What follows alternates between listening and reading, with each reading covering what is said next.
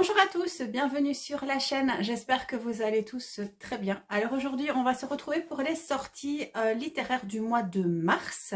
Alors je sais j'ai beaucoup de retard et j'ai oublié le mois de janvier et le mois de février aussi. J'ai oublié, mais j'ai une bonne raison, oui. J'ai une bonne raison parce que j'ai fait le challenge de la romance du Ludo et donc du coup j'avais beaucoup de lecture et j'ai oublié, voilà. Et donc aussi parce que je suis en plein challenge de la romantasy pour Nina Quill et donc je me suis dit va quand même falloir que je fasse mars parce qu'on est quand même mi-mars ici et qu'il est plus que temps, Steph. Donc il va falloir te bouger le Luc, ça serait bien. Donc si vous êtes prêts, on est parti. Le premier roman, il s'agit du Pont des Tempêtes, enfin c'est le Pont des Tempêtes, le tome 1 de Daniel G. Jensen aux éditions Brajlon et qui est sorti le 1er mars. Alors dans ce roman, on va faire la connaissance de notre protagoniste féminine qui n'est autre que Lara et qui est l'arme secrète de son paternel. Alors dans cette histoire qui est une romantasy, Lara est promise au roi du peuple adverse qui est le roi Arène, qui n'est autre que son ennemi juré et l'ennemi juré fatalement de son père aussi. Donc Lara va être envoyée de l'autre côté du pont pour pouvoir tuer ce roi Arène. Seulement, vu que c'est une romantasy, vous vous doutez bien que certains liens vont se faire entre nos deux protagonistes. Et donc, du coup, Lara va devoir faire un choix, succomber à ce qu'elle ressent pour Arène, ou alors suivre ce que son père lui a demandé. En tout cas, il a l'air très bien. Je ne sais pas si vous avez vu la couverture, elle est juste magnifique. Et alors, j'essayerai de vous mettre une photo qui reprend également le jaspage sur le côté du livre, qui est juste magnifique. Alors, il y a une édition reliée en toc-toc, qui est très très belle et qui justement a le jaspage, et vous avez aussi une édition brochée qui elle n'a rien du tout, c'est la même couverture, il n'y a rien qui change, c'est juste le jaspage qui n'est pas présent sur le brochet. Pour le second roman, il s'agit de La chasseuse et l'alchimiste, écrit par Alison Saft, édité aux éditions Big Bang et qui est sorti le 1er mars également. Alors ici c'est également une romantasy et donc dans ce roman il est question d'un Allah, donc une créature mythique qui fait son apparition et dont on va devoir chasser. Et dans cette histoire, notre protagoniste féminine qui va devoir, donc notre chasseuse qui va essayer de partir à la recherche de ce Allah, n'est autre que Margaret qui va devoir s'allier à un alchimiste, mais seulement cet alchimiste n'est pas un garçon comme, enfin n'est pas un alchimiste comme les autres, tout simplement parce que c'est encore un débutant si vous voulez, donc il n'est pas totalement un alchimiste, voilà, il est un petit peu un débutant et donc voilà, donc je pense que dans ce roman on va promettre vraiment toute une série de rebondissements, il va y avoir donc la fameuse traque, la chasse, etc.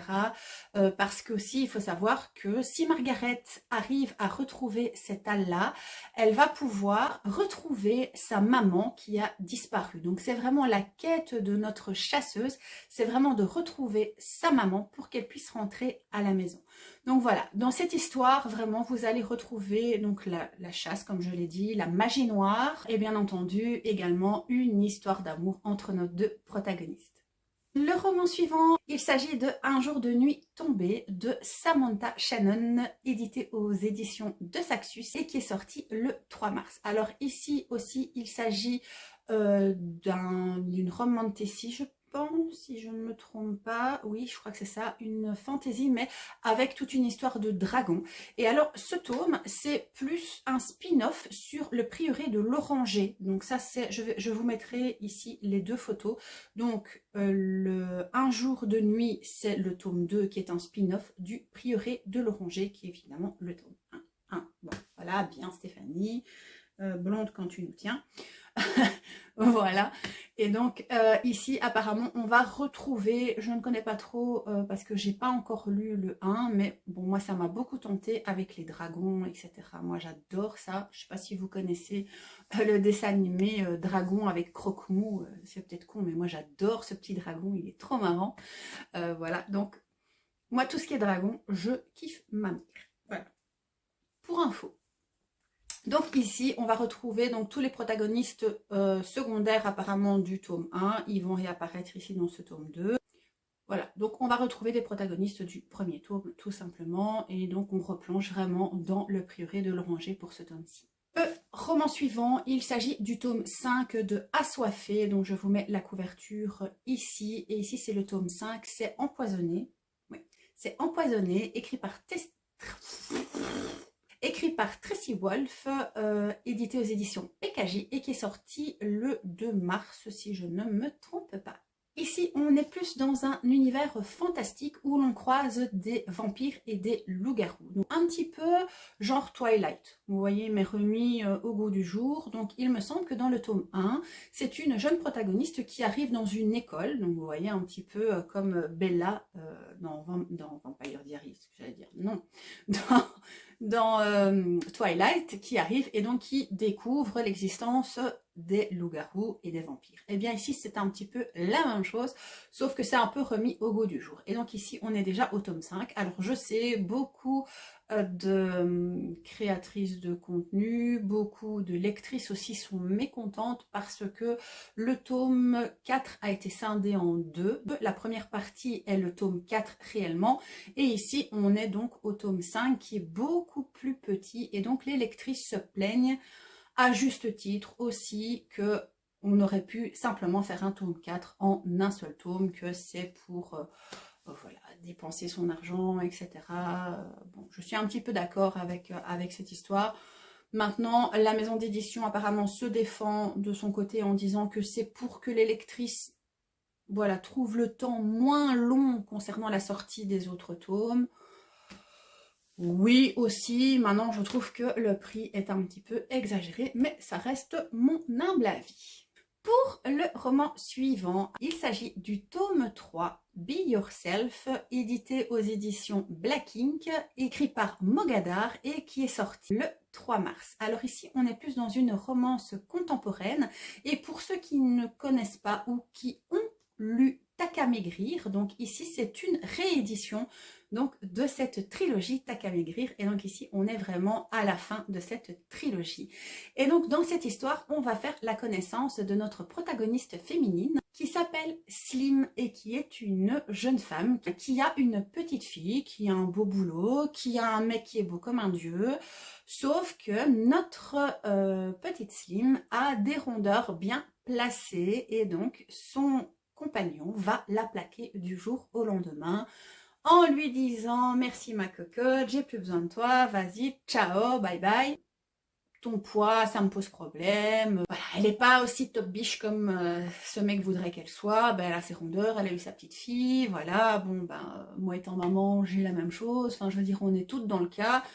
Personnellement, moi je me suis retrouvée dans cette histoire, étant maman et ayant des rondeurs, je m'y suis bien retrouvée, n'est-ce pas? Et donc notre petite Slim va prendre les choses en main et va décider d'aller à la rencontre d'un coach sportif et va faire la connaissance de notre cher et tendre Ulrich, qui est un connard invétéré. Voilà, donc comme ça c'est dit, comme ça c'est fait, hein. Bon, on va pas tourner autour du pot, ça ne sert à rien, c'est un connard.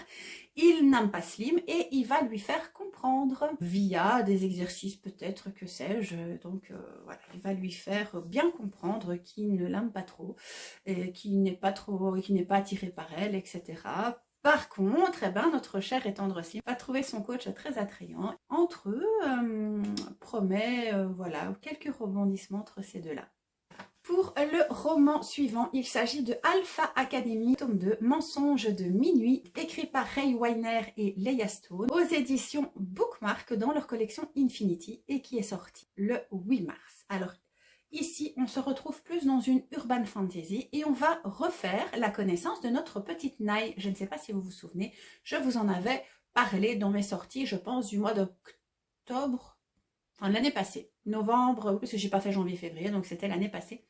Je vous avais parlé de notre petite Nai qui allait débarquer dans une académie dont des loups d'une meute adverse venaient la chercher pour la conduire dans cette fameuse académie. Ces loups de la meute adverse vont la déposer dans cette académie, elle va être accueillie par le roi de la meute qui n'est pas du tout content de la voir, d'autant plus que d'étranges marques magiques vont apparaître sur son corps, des métamorphes rebelles vont attaquer l'école, quelqu'un tente par tous les moyens de l'assassiner, enfin bref, c'est le chaos total, la merde partout dans cette académie, bref, jusqu'à ce qu'elle rencontre son âme sœur lors d'un bal masqué.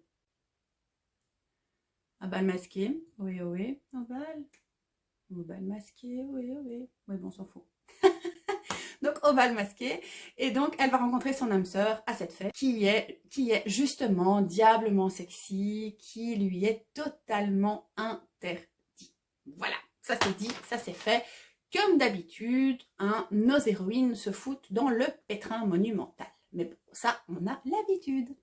Le roman suivant, il s'agit de La fille du roi pirate, écrit par Tricia Lavenseller, moi je dis Lavenseller, excusez-moi si je ne le prononce pas très bien, qui est édité aux éditions Stardust et qui est sorti le 8 mars. Alors ici, on est également dans une fantasy, mais plus young adulte. Voilà, donc ici, on est plus dans de la piraterie, etc. Et donc, dans cette histoire, la jeune fille d'un pirate va devoir récupérer une carte au trésor qui est dans les mains d'un camp adverse. Et donc, elle va devoir aller sur le bateau de ses pires ennemis pour pouvoir récupérer cette carte afin de retrouver le trésor que son père lui demande de ramener. Elle va donc rencontrer sur le bateau donc l'intrépide lieutenant qui n'est autre que Ridden, qui est juste particulièrement intelligent mais aussi vraiment séduisant. Seulement, la jeune fille a plus d'un tour dans son sac, donc est-ce qu'elle va se laisser séduire ou est-ce qu'elle va vraiment avoir son objectif, c'est de retrouver donc la carte au trésor? Eh bien, nous le saurons quand nous le lirons, n'est-ce pas?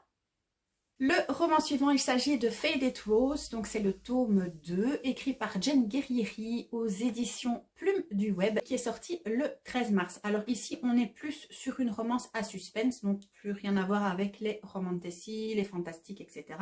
On est plus dans une romance à suspense. Je vous avais déjà parlé du tome 1 également l'année passée. Et donc dans ce roman, pour un petit peu vous résumer le tome 1, nous allons faire la connaissance donc de Alden, qui est un célèbre guitariste à qui il va arriver quelque chose de dramatique. Alors on ne nous en dit pas plus, en tout cas ça va le dévaster. Et donc la fille de son producteur, qui n'est autre que Carla, va lui offrir en guise de soutien une rose symbolique pour l'aider justement à remonter la pente. Alors bien entendu, Carla va être happée par le jeune homme, elle va être attirée par lui. Malheureusement, ce n'est pas du tout réciproque car Alden, lui, ne considère Carla que comme sa petite sœur. Quelques années plus tard, Carla est devenue une jeune étudiante en musicologie et donc elle est un petit peu déçue que les sentiments qu'elle éprouve pour Alden ne sont pas du tout réciproques car il la considère toujours comme sa petite sœur. Jusqu'au jour où Carla va décider de partir, de s'éloigner le plus possible du musicien, mais Alden ne l'entend pas de cette oreille et donc va tout faire pour qu'elle ne parte pas et qu'elle ne s'éloigne pas de lui. Ça me fait un peu penser à la série Intrépide, Insatiable, vous savez de Stephen, c'est Stephen, je ne sais plus exactement le nom de l'auteur ni le nom de la série, enfin, soit je sais qu'il y a 5 tomes, c'est Intrépide, Insatiable, etc. C'est aussi avec un chanteur que la jeune fille tombe amoureuse et lui le repousse, etc. Ben, ça me fait un peu penser à cette trope-là. Voilà, donc vous voyez un petit peu le genre. Et donc ici, ben voilà, il va ne pas être d'accord qu'elle s'éloigne et donc il va tout faire pour la ramener à lui. Donc entre eux, de nouveau, une attirance un peu dangereuse, voilà. Un enemies to lovers, je pense. L'avant-dernier roman, il s'agit du tome 3 de Manon Donaldson. Il s'agit de Indocile, édité aux éditions Blacking et qui est sorti le 17 mars. Alors ici, on retrouve le troisième frère des frères Parks, qui n'est autre que Mason et qui est le cadet du clan Parks. Alors apparemment, la relation entre les frères est un petit peu tendue. Donc apparemment, sa maman est une toxico et donc elle va se faire interner dans un hôpital. Et c'est à ce moment-là que Mason va pouvoir un petit peu souffler puisqu'il s'occupe apparemment beaucoup de sa maman. Et c'est alors que Mason va faire la rencontre de l'infirmière qui n'est autre que Angie ou Angie, je ne sais pas trop. Angie, moi je dis Angie, j'aime bien. Ça fait un petit peu English, Angie. Voilà, qui est donc une infirmière qui travaille dans l'hôpital. Angie, quant à elle, est une jeune fille emplie de bienveillance et d'empathie qui est complètement l'opposé de notre petit Mason, qui a vraiment un caractère bien bouillantissime, si vous voyez ce que je veux dire. Mason est indubitablement attiré par notre belle petite Angie, mais la seule chose qu'il a à lui proposer, c'est du sexe sans lendemain, mais surtout aussi sans attache. Lui qui est vraiment rempli de noirceur, elle qui est vraiment Angie, l'ange un petit peu qui apporte la lumière à notre petit Mason. Voilà, je pense que entre les deux, ben, une belle petite histoire va se former, mais entre la noirceur d'un et la lumière de l'autre, ben, ne dit-on pas que les opposés s'attirent, n'est-ce pas? Le dernier roman donc, que j'ai à vous présenter, il s'agit de Light Lark, édité aux éditions Lumen, écrit par Alex Aster, je ne sais pas, l'un ou l'autre, A-S-T-E-R, voilà, et qui va sortir le 23 mars. Ici, on plonge dans une romantasy. Je ne sais pas si vous voyez, la couverture est vraiment magnifique. Ils ont fait un travail de dingue au niveau du relié. Alors, par contre, ici, le relié et le brochet sont totalement différents. Contrairement, par exemple, aux deux Saxus, etc. Vous avez le relié, vous avez le brochet. Ce sont les deux mêmes couvertures. Ici, Lumen a fait vraiment deux covers différentes. Donc, le brochet est plus coloré, tandis que le relié est plus sombre un petit peu, mais est un petit peu brillant comme ça, si vous voyez à la photo. Mais toujours est-il, il y a un spray Legis qui est magnifique, donc voilà, il est splendide. Donc ici, il s'agit d'une île maudite qui s'appelle l'île de Light Lark et qui réapparaît tous les 100 ans, donc c'est le centenal. Et une fois le centenal arrivé, une compétition meurtrière est organisée, où les souverains des 6 royaumes environnants sont invités à participer au centenal. Enfin, invités, c'est beaucoup dire, hein. Ils sont un petit peu contraints d'y participer, ils n'ont pas le choix. Car c'est leur seule et unique chance de briser la malédiction qui leur est tombée sur la tête depuis un petit temps maintenant, quand même 5 siècles, ça fait quand même beaucoup. Voilà, donc j'espère que cette vidéo vous aura plu. Je vais essayer de me tenir pour faire avril, mai, juin, etc. Mais ce n'est pas évident, donc j'essaye de faire quand j'ai le temps tout simplement. Ici, je pense que la prochaine vidéo sera la lecture, donc mon retour sur les lectures donc, du mois de la romance de Ludo. J'avais presque terminé de lire les 10 romans. Bon, j'en ai lu 8, c'est déjà pas mal. Mais en tout cas, je suis très contente de ce que j'ai fait. Voilà, donc, pour ma part, je vous fais plein de gros bisous. Portez-vous bien, j'espère que tout se passe bien chez vous. Et on se retrouve très bientôt pour une nouvelle vidéo. Bisous.